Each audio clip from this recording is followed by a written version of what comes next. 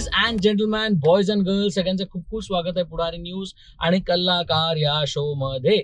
कलाकार या शो मध्ये आपण दरवेळी अनेक कलाकारांना भेटतो आणि आज आपण ज्यांना भेटणार आहोत, आय एम ग्लॅड की हा इंटरव्ह्यू होतोय. सायली, खूप खूप स्वागत आहे पुढारी न्यूज वर कलाकार मध्ये.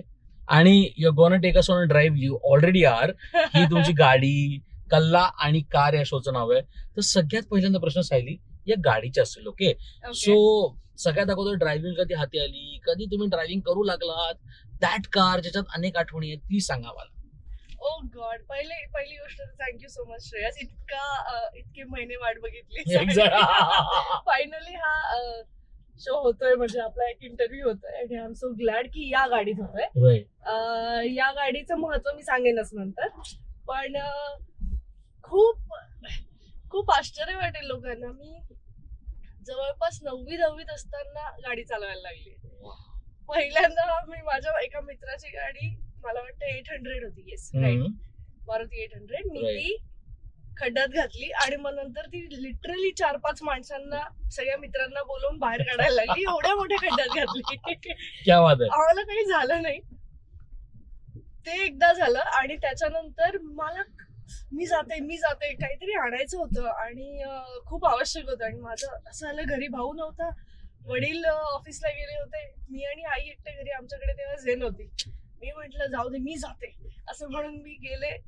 असं घराच्या बाहेर गाडी काढली, डावीकडे एक झाड होतं, त्याला आपटली, लेफ्ट साइडचा हेडलाईट फुटला. मग मी परत टर्न घेऊन घरी गाडी लावली. काम तर काही केलं नाही, म्हणजे खूप काम पडलं. या राईट. पण ते शेवटचं माझं गाडी ठोकलं. राईट. त्याच्यानंतर मी एकदाही गाडी ठोकली. सो टेक्निकली मी 10वी पासून गाडी चालवते. वाव. पण मला एक सांगा ना, या सगळ्यांमध्ये तुमच्या आयुष्यातली ती गाडी ज्यांनी अनेक गोष्टी सायली तुमच्या आयुष्यातल्या पाहिल्या, मग तुमचे प्रॉफिट, तुमचा आनंद, तुमचे कन्फ्युजन, तुमचे लॉसेस, सगळ्याच गोष्टी त्या गाडीने पाहिल्या, ती गाडी कोणती आणि का? खरं तर हीच गाडी म्हणायला लागेल मला. त्याच्या आधी आमच्याकडे गाडी होती, माझ्याकडे स्विफ्ट होती. त्याही गाडीने भरपूर गोष्टी पाहिल्या. मला असं वाटतं की स्विफ्टने जास्त गोष्टी पाहिल्या. हा, कारण मी काही दिवस परदेशला पण ती घेऊन जायचे आणि माझा अख्खा प्रवास त्या गाडीत झाला. आणि मी आता तरी आपल्याला माहिती, नाशिकचा रस्ता कसा झालाय, ते फारच विचित्र झालं आता. सगळा हे खूप वेळ लागतो. पण जेव्हा कायदिया परदेश चालू होतं, सो 2016-17च्या दरम्यान खूप सुंदर रस्ता होता. Very true. आणि मी हार्श गाडी नाही चालवत, पण मी बऱ्यापैकी फास्ट गाडी चालवते. राईट. मी हार्डली 2.5-3 तासात माझ्या नाशिकच्या घरापासून गोरेगावच्या घरात पोहोचायचे. आणि मी कधी उठायचे, कधी सकाळी नाशिकला जायचे, रात्री परत यायचे, कधी पॅकअप झाल्यानंतर रात्री तशीच सेटवर नाशिकला जायचे, दुसऱ्या दिवशी परत यायचे. असं मी खूप करायचे. सो स्विफ्टने खूप प्रवास पाहिलाय. म्हणजे मी अगदी कोल्हापूर पासून सगळीकडे स्विफ्ट फिरवली आहे. आता ही गाडी पण खूप फिरवली, पण तरी. सो मला असं वाटतं की त्या गाडीने जास्त प्रवास बघितला. त्या गाडीने काय म्हणू आपण, माझं सुरुवातीचा काळ सगळा त्याच गाडीने बघितला. आणि एक शुभांगी मावशी ज्या आहेत, शुभांगी गोखले, त्यांच्याकडे एक नॅनो होती, बरोबर, जी मी कायदिया परदेशच्या सुरुवातीला विकत घेतली होती त्यांच्याकडून. हा. वाव. आणि त्यांच्या गाडीत पण थोडासा प्रवास केला. मग मी नंतर नॅनो घरी पाठवली आणि स्विफ्ट वापरायला लागली. व्हॉट इज, जर मी विचारलं सायली तुमच्याकडे ते आहे तरी काय, गाडीचं travelling, is that your me time? तुम्ही काय गोष्टी करता गाडीत बसून? तुम्हाला ही गोष्ट आवडते का, की कोणीतरी सतत सोबत लागतं की नाही? मला ऍक्च्युली मला सोबत कोणी लागत मला अजिबात कोणी लागत नाही सोबत. मला खूप आवडतं एकटं ड्राईव्ह करायला. मी गंमत म्हणजे माझा भाऊ खूप असं करायचं, असं तूही करत असेल कदाचित श्रेयस ना, असं ताटली घ्यायचा आणि असं ड्राईव्ह करतोय, टाइमपास करायचा. तर मला पण त्याचं खूप फॅसिनेशन होतं. पण मला असं काय लहानपणापासून असं वाटायचं, मस्त आपण एक ड्राईव्ह करतोय, एक्झॅक्टली आहे आपल्याकडे गाडी, राईट, याच्यात ड्राईव्ह करतोय स्टाईल मध्ये, मला फार मजा यायची. तर मला तेव्हापासून असं फार वाटायचं की मी एकटी ड्राईव्हला, म्हणजे मी मुळातच आपण इतकं स्वतंत्र विचार करतो, त्याच्यामुळे असं वाटतं की ड्राईव्ह पण एकटं करता आलं पाहिजे. आणि मी सगळ्यात जास्त ड्राईव्ह एकटं केलं. पण ना मला खूप भारी गोष्ट वाटते की तुम्ही नाशिकचा उल्लेख केलात, जो उल्लेख इंटरव्ह्यूमध्ये येणारच होता. सो जर मी विचारलं सायली तुमच्याकडे नाशिक आहे तरी काय, विचारता 2-3 प्लेसेस जिकडे नाशिकला गेलंच पाहिजे, मग ते खाण्याचं असेल, जाण्याचं असेल, फिरायचंच लोकांना असेल, काय आहे? सगळ्यांना तर सगळ्या गोष्टी माहिती Right. बऱ्यापैकी, बऱ्यापैकी. मी काय नाही सांगणार बरोबर. है ना.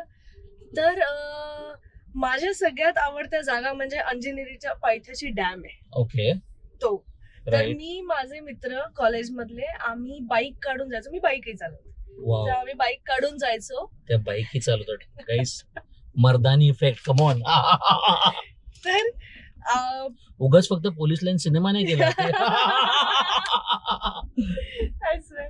तर आम्ही बाईक काढून जायचो, माझ्या मित्राची गाडी मी चालवायचे बाईक आणि तो मागे बसायचा, वाव. आणि आम्ही इतका छान सुंदर वेळ घालवलाय तिथे. सो त्र्यंबकेश्वरला जाताना अंजनेरी पर्वत लागतो आपला. बरोबर. आणि अंजनेरी पर्वताच्या इथे जायच्या आधी Right. अलीकडे थोडस लेफ्ट साईडला आतमध्ये गेल्यानंतर अंजनेरीचा डॅम लागतो. पण तिथे जाताना खूप मस्त गोष्टी आहेत. तर त्या लेफ्ट टर्नलाच एक छोटीशी टपरी आहे जिथे आलू पराठा खूप अमेझिंग मिळतो. वाव. जव्हार मोखाडा रोड आहे, बऱ्याच लोकांना माहिती असेल. हो. आणि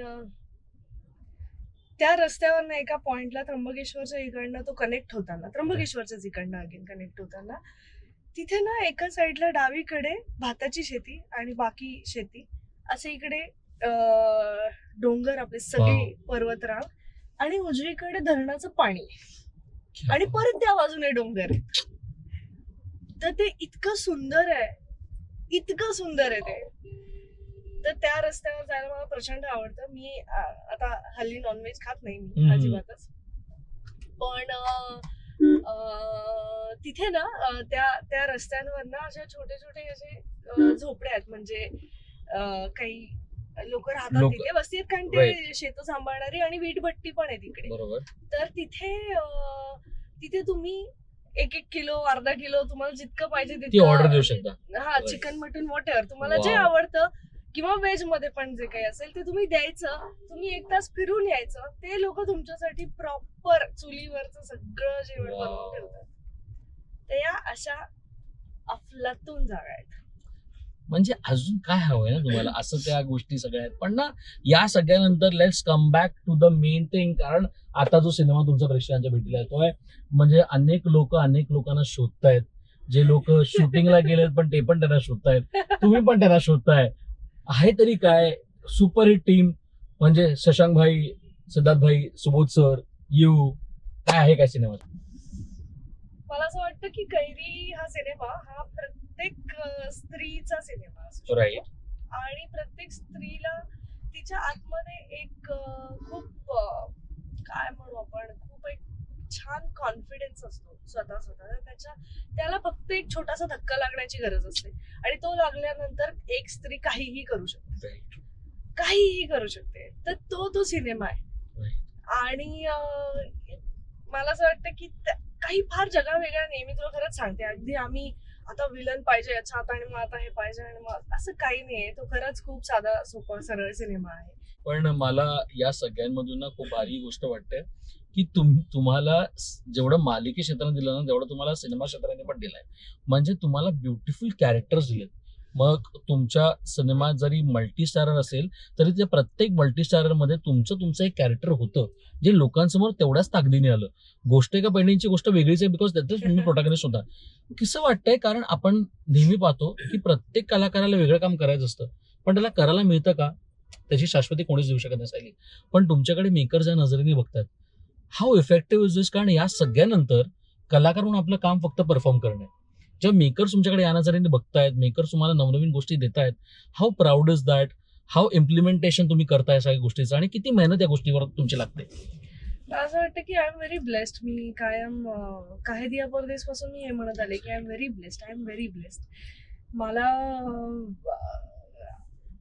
फॉर्च्युनेटली मला काही गोष्टींसाठी खूप स्ट्रगल करावं लागलं नाही, जे इतर माझ्या सहकलाकारांना खूप करावं लागतं, आणि मला प्रचंड वाईट वाटतं त्या गोष्टीचं. खूप अमेझिंग आणि खूप ताकदीचे कलाकार आपल्याकडे आहेत, पण ती एक गोष्ट, एक कॅरेक्टर त्यांना मिळत नाही आणि खूप काळ मिळत नाही. तर माझ्या नशिबाने ते मला खूप लवकर मिळालं आणि मला असं वाटतं की हा सगळा माझ्या मेकर्सचा, म्हणजे सगळे माझे दिग्दर्शक जे आहेत त्यांचा माझ्यावरचा असलेला विश्वास आहे. गोष्ट एका पैठणीची असेल, शांतनू रोडे, अगेन कैरी, त्यांनी परत या म्हणजे वुमन सेंट्रिक कॅरेक्टर फिल्म असणं आणि त्याच्यात आपल्याला कास्ट केलं जाणं, Right. प्रत्येकाला वाटत असतं टायटल रोल पाहिजे. हा टायटल रोल आहे. गोष्ट एका पैठणीची टायटल रोल जरी नसला, म्हणजे टायटल रोल जरी नसला, तरी त्या सिनेमाच्या पोस्टरवर मी आहे. त्यानंतर जिम्मा काय दिया परदेस नंतर मन फकीरा, सातारचं सलमान आणि जिम्मा. पण माझं झालं जिम्मा म्हणजे काय दिया परदेस झाल्या जिम्माचं शूट केलं. बरोबर. हो. अगदी काही 6 महिन्यात वगैरे. Right. आणि मला असं वाटतं की मी तर अशी होते की निर्मिती सावंत, सुहास जोशी आणि यांच्या बरोबर माझा विचार केला जाणं हीच सगळ्यात महत्वाची गोष्ट आहे. आणि कुठल्या ना कुठल्या रूपात मी हेमंत ढोमे सरांच्या प्रत्येक सिनेमात एक्झॅक्टली कुठल्या ना कुठल्या रूपात दाभाडेमध्ये माझा एक फोटो तरी फोटो आहे. बरोबर आहे. I am a part of the team. बरोबर. Part of the team. आणि ते मला फॅमिली सारखं वागवतात. मला या निमित्ताने श्रेयस, मला सगळ्या लोकांना हे सांगायचंय की माझे वडील असं कायम सांगायचं की तुम्ही जसं आहात तसं तुम्हाला समोरचा माणूस बरोबर. भेटणार आहे किंवा समोरचा माणूस तसा तुमच्याशी वागणार आहे. आणि आपण अशा घरातून येतो की जिथे कुटुंबाला, माणसांना महत्व दिलं जातं. मला असं वाटतं की मराठी इंडस्ट्रीच्या बाबतीत, मराठी चित्रपटसृष्टीच्या बाबतीत ही इतकी मोठी आणि इतकी महत्वाची गोष्ट आहे की ते तुम्हाला फॅमिली समजतात आणि ते तुमच्यासाठी प्रयत्न करतात. या सगळ्यानंतर आपण एका गोष्टीबद्दल बोलूच, कारण नाही बोलू तर प्रेक्षक मला मारतील. इस काही दिया परदेस. म्हणजे आता तुम्ही मोहन काकांचं नाव घेतलं, तुम्ही शुभंगीताईंचं नाव घेतलं, हे स्टॉलवर्ड ओके, म्हणजे हा. मालिका क्षेत्रातले स्टॉलवर्ड नाही, हे फिल्म इंडस्ट्रीचे स्टॉलवर्ड आहे. आपण भाषा त्याच्यात आणूयात नको, कारण दोघा कलाकारांनी प्रचंड कामं केलीत. त्यांच्यासमोर सीन्स करणं, त्यांच्यासमोर उभं राहणं आणि ती मालिका इतके वर्ष लोकांच्या मनात घर करून बसणं, आजही प्लीज मला करेक्ट करा, आजही तुम्हाला या मालिकेबद्दल विचारलं जात असेल, तुम्हाला डीएम्स इंस्टाग्रामवर, सोशल मीडियावर येत असतील, येतात का? आणि काय त्या मालिकेने तुम्हाला दिलंय सायली, हे मला प्लीज सांगा. या काही दिया परदेसचं जर समराईज करायचं असेल तर. सगळ्यात महत्वाचं म्हणजे नाव दिलं, ज्याच्यासाठी आपण सगळं करत असतो की आपण आपल्या समाजात नाव व्हावं, आपलं काय म्हणू, आपल्याला मान मिळावा. Right. आणि बऱ्याच गोष्टी म्हणजे त्याच्या पुढे कामं अवलंबून असतात. राईट. आणि या सगळ्या गोष्टी मला दिल्या त्या काय दिया परदेसमुळे. Very आणि मी करणार नव्हते सुरुवातीला, राईट. कारण माझ्या वडिलांना हार्ट अटॅक आला होता आणि तेव्हा माझं असं झालं होतं की मी नाही करू शकत. मला त्यांच्याबरोबर वेळ घालवणं गरजेचं आहे, मला त्यांच्याबरोबर थांबणं गरजेचं आहे. आणि एक तर माझे वडील किती जवळ होते माझ्या हे प्रत्येकाला माहिती, ते काही कोणाला सांगायची गरज नाही वेगळं आता. पण या सगळ्या गोष्टींमुळे ना त्यावेळी माझं असं झालं होतं की मी नाही करू शकत. पण मी म्हंटल ना की तुमच्या नशिबात असेल ना आणि तुम्ही डिझर्व करत असाल ना, एकही गोष्ट तुमच्या हातातून जाऊ नाही शकत. मग तुम्ही 1000 वेळा त्या गोष्टीला नाही म्हणा, ती परत तुमच्याकडे येते. आणि सेम हॅपन, म्हणजे अगदी मी त्यांना सांगितलं की सर मी नाही करू शकत. माझे निर्माते महेश तागडे आणि जितू गुप्ता सर आणि अजय मयेकर आणि झी मराठी, मी यांचं नाव नाही घेतलं तर पाप आहे, यांनी मला सांगितलं तुला जितका वेळ हवाय तुझ्या वडिलांसाठी तितका आम्ही द्यायला तयार आहोत, पण तू ही मालिका कर. आणि मी कोणीच नव्हते श्रेयस, मी कोणीच नव्हते. एक्झॅक्टली, किती मोठी गोष्ट आहे. त्याच्यामुळे मला असं वाटतं की काय दिलं या मालिकेने हे मी सांगूच शकत नाही कधी शब्दात. तरी थोडंफार सांगायचा प्रयत्न केला. पण मी कायम असं म्हणायचंय, काय दिया परदेसच्या वेळेला जेव्हा काय म्हणू आपण, जेव्हा मला विचारलं, त्याच्यानंतर आम्ही काही प्रमोशनसाठी काही काही ठिकाणी गेलो, तेव्हा पण बोलणं व्हायचं. तर मला कायम एक फिलिंग होती की संधी तुम्हाला खूप मिळतात, बरोबर. अनेक वेळेला तुम्हाला संधी मिळतात, पण एखादीच गोष्ट अशी असते जी तुम्हाला मान देते, सन्मान देते, ती म्हणजे गायत्री. वाव, व्हेरी वेल सेड. खूप भारी. मी आज तुमचा इंटरव्ह्यू घेत असताना मला समजायचं झालं की is the learning the most important part of this career, असं आपण म्हणूया का? आणि ते सगळ्यात जास्त महत्वाचं आपल्या कला क्षेत्रासाठी असं तुम्हाला म्हणावं लागेल का? आपल्या कला क्षेत्रासाठी सुद्धा आणि माणूस म्हणून सुद्धा. बरोबर. मला असं आपण बऱ्याचदा असं वाचतो, ऐकतो किंवा अनेक पॉडकास्ट मध्ये ऐकत असतो, अनेक ठिकाणी ऐकत असतो की माणसाने शिकत राहणं गरजेचं आहे. मग ते कुठूनही, आता कला क्षेत्रात असताना खूप शिकायला मिळतं, याचा मला सगळ्यात जास्त आनंद आहे. आता आपण इकडनं जातोय, म्हणजे गाडी चालवतोय, समोरचा माणूस काहीतरी करतोय, तर ते पण एक ऑब्झर्वेशन आहे आणि त्याच्यातून आम्ही कॅरेक्टर जे घ्यायचा प्रयत्न करतो ते पण शिकणं आहे. आणि मला असं वाटतं की शिकण्यामुळे जी ऊर्जा तुमच्यात कायम असते ती दुसऱ्या कुठल्याच गोष्टीमुळे नसते. म्हणजे तुम्ही जेव्हा 10वी 12वी FY SYTY वॉट एव्हर तुम्ही जे काही शिकत असाल अकॅडमिक्स, त्याच्यात तुम्ही जेव्हा अभ्यास करता तेव्हा एक तुमच्यात ऊर्जा निर्माण झालेली असते सातत्याने, की तुम्ही काहीतरी अभ्यास करताय, मग पेपरला जायचंय, मग ते इट्स कीप ऑन गोईंग. म्हणजे तुम्हाला आवड निर्माण होते, आणि ते शांत न बसणं ना खूप गरजेचं आहे, आणि त्याच्यासाठी शिकत राहणं खूप गरजेचं आहे. When we come to the end of this interview, मला खूपदा असं वाटतं की हा कलाकारचा टिपिकल प्रश्न जो मी सगळ्यांना विचारतो, कॉपी पेस्ट प्रश्न आहे. सो कलाकार म्हटलं तर आपण कोणाला तरी इन्स्पायर करतो, कोणाकडून इन्स्पायर होत असतो. जर तुम्हाला एक संधी दिली की या ड्रायव्हिंग सीटवर तुम्ही बसलात आणि या इकडे तुम्हाला कोणाला तरी अजून एकाला बसवायचं आहे आणि निखळ गप्पा मारत ड्रायव्हर जायचंय, त्या व्यक्तीला तुम्ही भेटला असाल नसाल मला माहिती नाही, ती व्यक्ती सोबत तुम्हाला एकदा तरी भेटायचं असेल मला तेही माहिती नाही, पण तुम्हाला एकदा तरी त्या व्यक्तीसोबत ड्रायव्हर जायचंय आणि निखळ गप्पा मारायच्या, ती व्यक्ती कोण असेल का? सो सुरुवातीला मी म्हटलं की या गाडीबद्दल मी सांगेनच. तर ती गोष्ट अशी आहे की माझ्या वडिलांनी ते गेले त्याच्या आधीचा जो म्हणजे शेवटचा पाडवा जो होता आमचा, तेव्हा ही गाडी मला गिफ्ट केली. तर मला घ्यायची वेगळी होती, मी नंतर घेणार होते, पण त्यांनी मला ही गाडी गिफ्ट केली आणि त्याच्यानंतर मी ही गाडी कोणालाही दिली नाही. पण अनफॉर्च्युनेटली ते या गाडीत बसू शकले नाही. तर मला असं वाटतं की त्यांना बाजूला बसवून मला आवडेल. म्हणजे just imagine, I am not saying this, पण त्या प्रवासातल्या गप्पा मला त्यांच्या बरोबर करायला प्रचंड आवडतील आणि गप्पा मारायला प्रचंड आवडतील. मला असं खूप वाटेल की त्यांनी हे गिफ्ट दिलेलं आहे मला, तर त्यांनी माझ्या बरोबर या गाडीत प्रवास करावा. आणि अजून एक व्यक्ती म्हणजे समोर माझं गाडी चालवणं म्हणजे म्युझिक शिवाय कधीच होऊ शकत नाही. बरोबर. म्हणजे प्रत्येक वेळेला या गाडीत गाणी वाजत असतात. आज फक्त आपण गप्पा गाणी, कारण ऍज अ सेड की मी एकटी ड्राईव्ह करते सतत. तर AR रहमान सर मला प्रचंड आवडतात आणि मला ते म्हणजे असं बसून गाडी चालवता मला ऐकायलाही आवडेल आणि गप्पाही मारायला आवडते. वा वा, खूप खूप धन्यवाद, खूप खूप थँक्यू. आणि आज मला हे कळलेलं आहे सायली, तुम्ही सुपरहिट ड्रायव्हर आहात, कारण तुम्ही आय नो तुम्ही प्रमोशनसाठी निघाले आहेत आणि त्याच खऱ्या अर्थानं you so comfortable in sari also driving. म्हणजे इज दॅट सो कम्फर्ट? कारण माझी बहीण आहे, ती म्हणते rather than anything else I am very comfortable in a sari driving. काय मला प्लीज सांगा.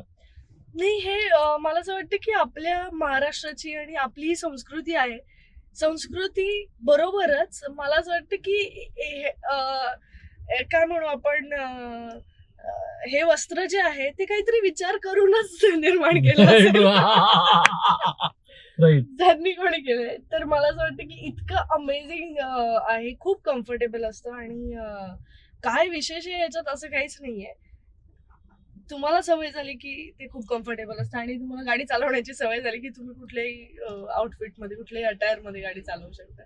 आणि म्हणजे साडी नेसून मी सायकल चालवली आहे काही. एक्झॅक्टली. प्रचंड म्हणजे ते डिफिकल्टी द नेक्स्ट लेवल. इतक्या वेळेला ते साडी अडकली त्या चाकात, पण हरकत नाही. म्हणजे पण सिनेमासाठी काही पण असं ते पण नाही, फार मजा आली हा सिनेमा. तुम्ही जेव्हा तो सिनेमा बघाल तेव्हा मला सगळ्यात जास्त काय आवडलं तर मी सायकल चालवत साडी नेसून सायकल चालवत त्या अख्ख्या रस्त्यांवर फिरते. आणि खऱ्या अर्थानं तो शोध आता सुरू आहे आणि तो शोध काय आहे हे तुम्हाला सिनेमा पाहिल्यानंतर कळणार आहे. त्यामुळे सिनेमागृहात तुम्हाला यावं लागेल, राईट? प्लीज तुम्ही सगळे, मी खरंच तुमची सगळ्यांची आभारी आहे.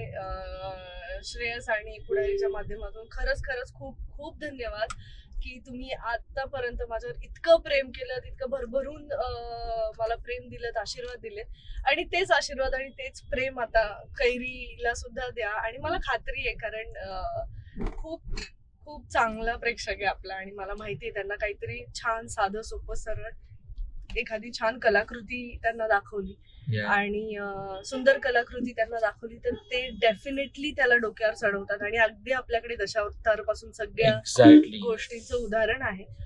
त्यांना फक्त आपल्या मराठी कलाकारांची आपली मराठी गोष्ट बघायची असते आणि ती या कैरीमध्ये आहे. मला असं वाटतं की प्रत्येक मराठी मुलीची गोष्ट आहे, प्रत्येक मराठी लग्न झालेल्या स्त्रीची गोष्ट आहे आणि कोणाला इन्स्पायर करायला किंवा तुम्ही काहीतरी करू शकता वगैरे असं काही संदेश नाही, काहीच संदेश नाही द्यायचा मला. पण तुम्ही तुमच्यासाठी तुमच्या काय म्हणू आपण तुमच्या आत असलेल्या एका छान व्यक्तीसाठी ती गोष्ट बघा आणि Right. त्यासाठी 12 डिसेंबर पासून चित्रपटगृहात कैरी हा माझा अत्यंत आवडता सिनेमा प्रदर्शित होतो. Superb. Thank you so much for this interview आणि सिनेमासाठी खूप खूप शुभेच्छा. आणि खऱ्या अर्थानं तुम्हाला जे आनंद मिळतो तो आनंद तुम्हाला आयुष्यभर मिळो हेच अपेक्षा. Thank you so much for this. Thank you. Thank you Thank you, माझा हात thank you. सोडू नये पण thank you. Thank you. That's back up.